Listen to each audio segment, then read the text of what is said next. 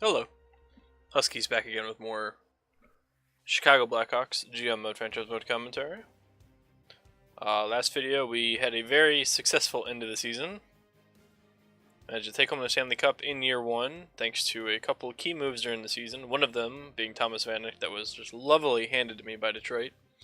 But as you can see on the screen now, both Brian Campbell and Michael Roosevelt have retired, which was kind of to be expected. They're both 38. Neither of them really have a cap hit, so it's not like it's a huge plus for us or minus. Neither of them really played. Looking around, I'm surprised Zetterberg retired. Aside from that, everybody here is pretty much just expected retirees. I mean, there's nobody here that's overly young. Patrick Marleau's a little young, but I think it's really Zetterberg, Ribeiro, and Marleau are the youngest ones here. But I also, not looking at goalies, not a single goalie retired in the entirety of the NHL. I don't buy that, but okay. We'll go ahead and hop into the draft here. Before I do that, let's have a look at my contract situation. Now, I was talking with somebody during the week about what I have to do to sign people. I didn't think I had too much of a cap issue, but I was reminded that I do have to sign Teuvo and Pastrnak this.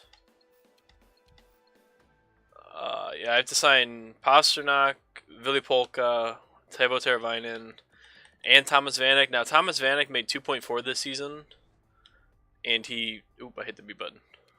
No, go back to that screen. God damn it. I hit the button once. Alright. Let me go back to the screen I was at. It's all expiring. So, Thomas Vanek, he made $2.4 million, and he scored, what, 30 goals? He put up 30 goals in the regular season, and he had 17 points in, take 4 games off. He was 17 and 17 because he didn't have a point in the first series. He was insane value. And Pastrnak, obviously, I mean, he's an 85. 56 points in 75 games. A lot of those points were with Boston. He had a good playoff run, 14 points. So I anticipate Pastrnak wanting between 3 and 4. Hoping Thomas Vanek wants to stay cheap. I don't think I have any goalies to sign. I have Scott Darling to sign, but I'm not entirely sure if I want to stick with Darling.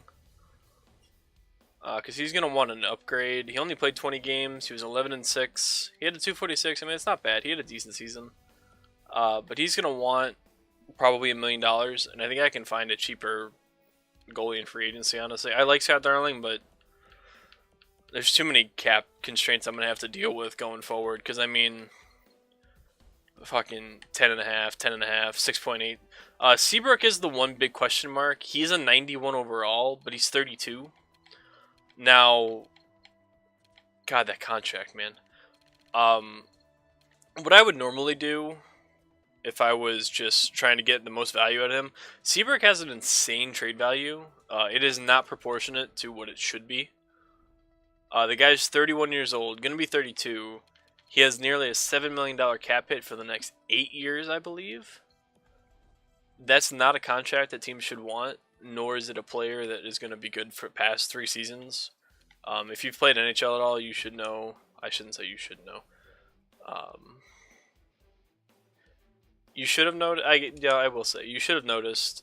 Once players hit the ripe old age of 35, they fall off a fucking cliff. Like it's just boom. Like they're awful. Once you hit 35 in this game, you're trash. I don't know what it is, why that's the case, but once you hit 35, you suck. You're garbage. Your overall plummets. There's very few players that get past the first season at an old age and stay at their overall. But I mean, his trade value is almost maxed out. That's insane to me. I get that he's a 91 overall defenseman, but Keith is a 95 overall defenseman, 1 year older and $1.5 million cheaper. And he's got, I mean, the trade value is pretty similar. But Seabrook is somebody that I have to move. If not this season, or this offseason, he's going to have to get moved during the season. What I could do is, because his trade value is so high, I could realistically trade him for a top 5 pick, possibly even the number 1 overall pick. But I want to keep this as realistic as possible. And I don't think In real life, a top 5 team would be willing to trade out of the top 5 for Brent Seabrook. Now I'm going to let these kind of just sim and wait for the picks.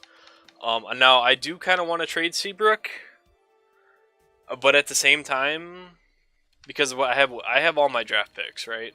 Yeah, I have my first round pick and my second round pick. Let me double check to make sure. I don't have my second round pick. I traded that for Teravainen, which is okay. But I have my third. Yeah, I have a couple thirds. I traded my third to Carolina, but I got back somebody else's. I have 2 third-round picks.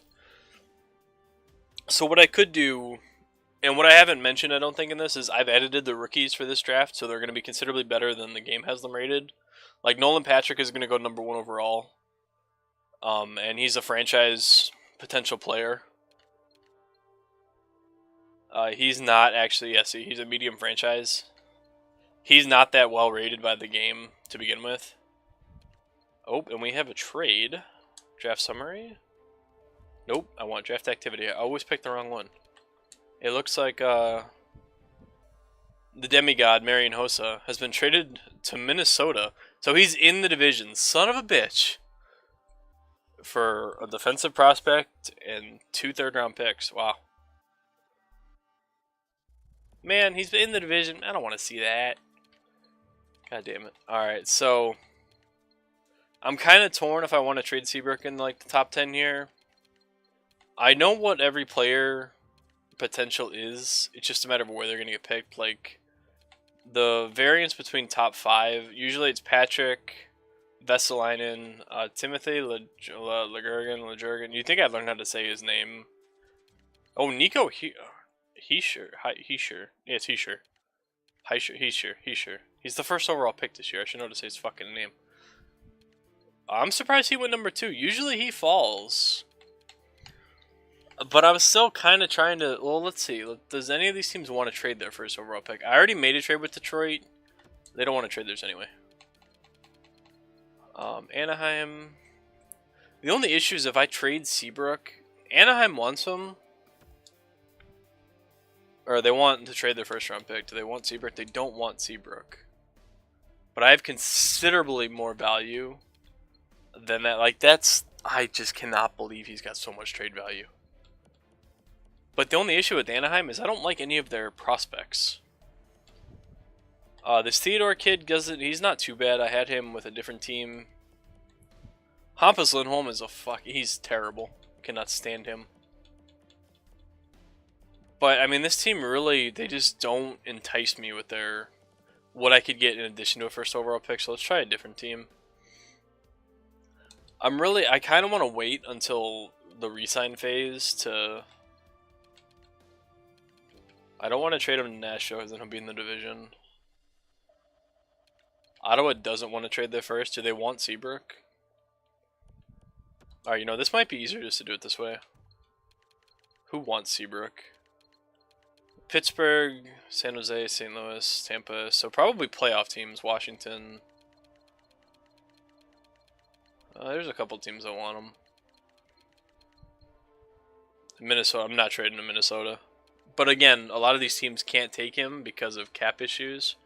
The Rangers are an interesting team because they usually suck after the first year. Like they're like the Hawks. They're not rated high enough to compete, and they don't have a suitable prospect pool, I should say. And they never seem to find a goalie after Lundqvist retires. But again, this team, they just don't interest me in terms of players. Like, if I want to trade Seabrook, I want to try to get a first and a player back. Ideally, a decent defenseman. Like, I could probably trade him to Pittsburgh and get Olli Maatta, who has a friendly contract, $3.8 million for 6 years. Olli Maatta wouldn't be bad. Same with Pouliot. Pouliot's only 23. He's on a bridge deal. Daniel Sprong, somebody I've used quite a bit. He's real hit and miss. I wonder if I could get Olli Maatta for... Because what's Olli Maatta's overall? That's not going to show me, is it? Ugh. Come on. I hate when a trade screen breaks and I can't look at players. Alright, well, we'll just do it this way. Basically, he's an 86 overall. He's got high top 4. He's 22. Am I taking a hit in terms of overall skill? Absolutely. Do I really want to do that, though? Because Pittsburgh would be insane with Seabrook. I would really have to bring... Like, I kind of want to see if I can get Olimata and... Sprong. Sprong's not an NHL ready player.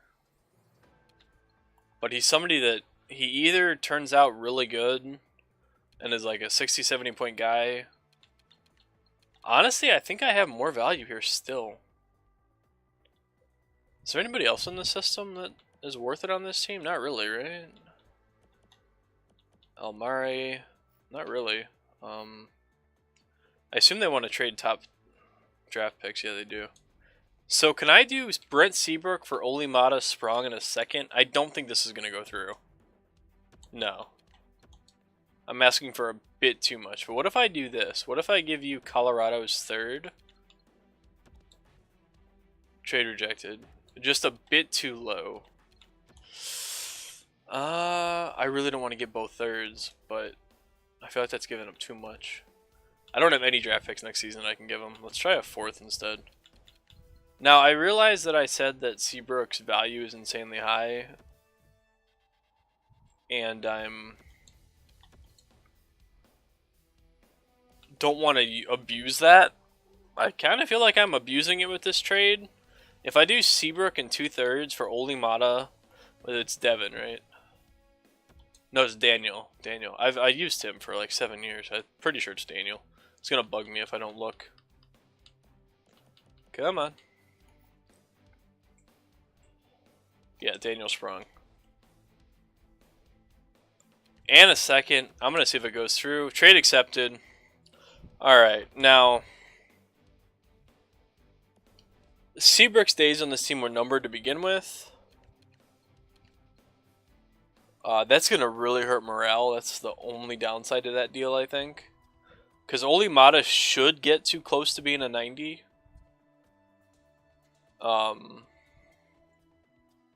Sooner than later. Let's see who got picked where. Lucas Elvenis, Nico Suzuki. Oh, Elias Anderson, Stuart Skinner, Michael Rasmussen, Owen Tippett. Nashville got their fucking replacement for Reneg. God damn it. Velarde, Vitala, Foot. Vesalainen. Man, the West has a lot of high picks. Heischer, Comtois. Or Comtois. Vesalainen, Timothy. Velarde. No, he's in the East, right? Alright, let's just make our pick here. See if there's anybody that I remember editing still available. Might be taking a shot in the dark here. Yeah, I'm absolutely taking a shot in the dark. Just sort by potential and see if there's somebody that's... starter in the 3rd round? No. Oh boy. Oh boy, oh boy. Alright,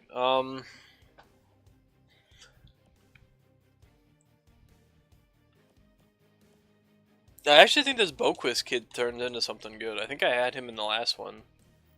But again, I have to go all the way back to the 1st round and look. Medium top 6 forward. Not awful. Sedin just got traded. Both the Sedins just got traded from Vancouver.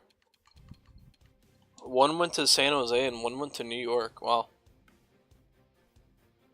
They got a lot. Wow, they got Graves, Kovacs, and a second for Henrik Sedin. That's a lot. That's their 2 top prospects and a 2nd round pick. God, I hope Daniel Sprong turns into something, man. I'm gonna really be kicking myself if he doesn't, but that trade was more for Olimata in the 2nd round pick. 29th pick in the 2nd round is gonna be a bust. I wonder if that goalie's still here, that Bruce goalie. Kind of want to... Why is my game going so slow? Let's see if he's still here. He is. I'm just gonna take him. Nope, not him. Bruce. There we go. Medium starter in the late second round. Considering there's a bunch of, wow, they got a low elite. Considering there's a bunch of, oh, there's a top 6 forward. There's a bunch of AHL guys getting picked. I'm okay with that pick. I like that. I don't have any 3rd round picks, so this is gonna go to the 4th round, right? I hope that trade doesn't bite me in the ass, but I think I might have just set Pittsburgh up on a dynasty with that trade. I should have thought of that before I made the deal, because that's who I just played in the Stanley Cup, and I arguably made them considerably better while kind of regulating myself, but at the same time, I have cap space I can throw around. They don't. So, push comes to shove, this free agency, if somebody's there, I am absolutely going to make a push to grab somebody. Plus, this way I can sign everybody that I need to sign. Now, do I want to have this video? Yeah, let's see how long the resign phase takes. Because I think what I'm going to do is I'm going to do the resign phase, and then we'll call it a video. I'll show you the free agents, and kind of get an opinion on who I should go after. Free agency is probably going to be Tyler Johnson, Sergei Bobrovsky, Ben Bishop. It's pretty much the same guys every year. Alright, so Thomas Vanek, I saw from the last screen, he wants 4.8 for 3 years. That's a lot for an 86 overall, plus he's 33. I'm going to prioritize Pasternak. 4.3. And if you don't know this little trick, I was enlightened by a commenter, like 5 months ago. Take the way that I interpreted it is you take the years wanted that you want to sign him for, and you take his asking price and you multiply it by 85% or 0.85, and they'll sign for that. So he wants 4.375, but I can offer him 3.75. Or I could actually probably offer him 3.725, and he'll accept it. Billy Polko is another guy I want to offer. 2.21. How much do you want for 6 years? 4.3. So that's the same price. Let's do 5 years, because I think Polka's gonna... I'm taking a chance on Polka, but I'll take... If he gets to like an 88... and he's signed at that level, I'm happy with that. Same with Tavo. He does not want a contract at all. See, now this is going to be kind of shady, but this is what Nashville just did with Cal Yarncroke. He's got a 6-year deal for like 2.5, not even 2.5, and he's like one of their up-and-coming stars. So I'm going to take advantage of Tavo being silly. 2.18. So if I can get Tavo at 2.2 for 6 years, and he gets to that 86, 87 overall, oh boy, that'll be nice. Alright, so let's see if they sign. Before I offer Vanek anything, I have 16 million in cap space, so I don't have all that much cap space to work with, but those are all my signings right there. Just Pasternak, Tavo, and okay, so they all signed. Now it's just a matter of, I should have I have 9.8. So do I...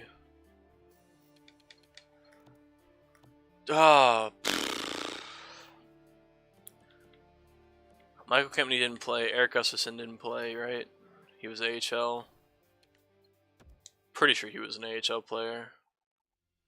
Yeah, he played 76 games in the AHL. He's an 80 overall. Defensively, I have 1, 2, 3, 4, 5, 6. How much does he want? Well, he doesn't want anything. I'll throw him a contract. Michael Kempney, I'm gonna let walk. Don't need him. This kid I'm gonna sign because he's a top 6 defenseman, so he could be trade bait. These are all AHL guys I don't really care about, but I'll sign him just to fill my AHL roster with quality players. I usually fill my AHL roster with decent players because he wants a 2-way deal, or just a cheap deal. Absolutely. Jordan Tutu. You don't want a 2-way. I'm gonna have to let you go, bud. Jay McClement, I don't want you. Then your ass, no. Andrew Desjardins, you're a decent 4th line center. You're 1.3. 1.1. That would do that. One more move I have to make, I'll probably do it next video, is trading Marcus Kruger. The guy's still making $3.1 million. And if I want to have any push for... Oh, you want a one-way? Fuck off. If I want any money for cap space, as in... I just said the same thing twice there. Well, he wanted a one-way... No, he wanted a... You know, I don't know. I don't know what I just offered to him. If I want to have a chance at any free agents, I need to trade Kruger. Because if I look at my main roster, I have so much money tied up with players. But that Pastrnak deal is so team friendly. It's only 3 years, but maybe by then I have some more cap space freed up. Who knows? Panarin might not be here in 2 years. I would like him to be, but I'm still kind of torn. How much does Vanek want for a single year? It was 5.8. Oh man. So 3 years at 4.8. 4.12. So I could sign him for 3 years at 4.125. I'm going to throw him that offer because I need a second line scorer, and he is a sniper. He did just score 30 goals. I mean, he's going to be playing with ideally Anisimov and Tavo or Pastrnak. So, I mean, he's going to have good line mates. The only issue with Pastrnak and Tavo that I've noticed is they're the same player. So they might kind of step on each other's toes in terms of where they play in the lineup because they can both play the second line position. But at the same time, if Panarin doesn't work out and I can toss one of them on the first line with Tain and Kays, that's pretty good. So we're looking at...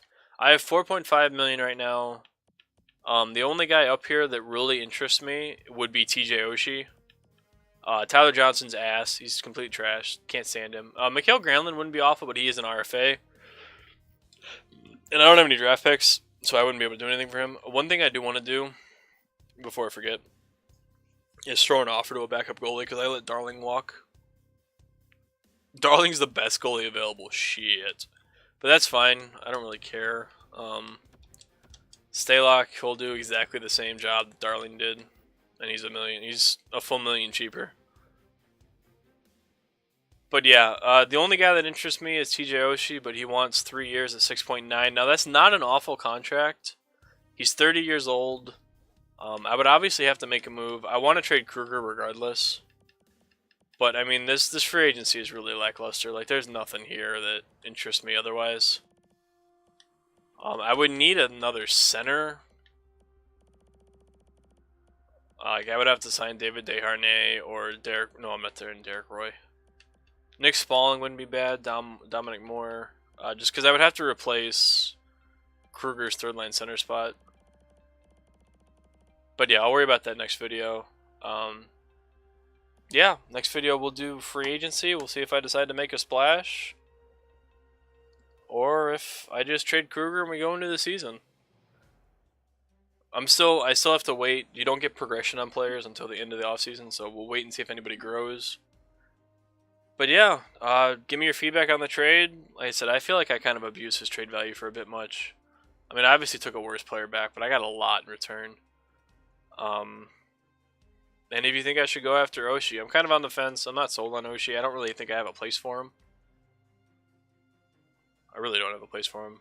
Probably just be better off to hold on to Kruger, to be honest, since I have the cap space.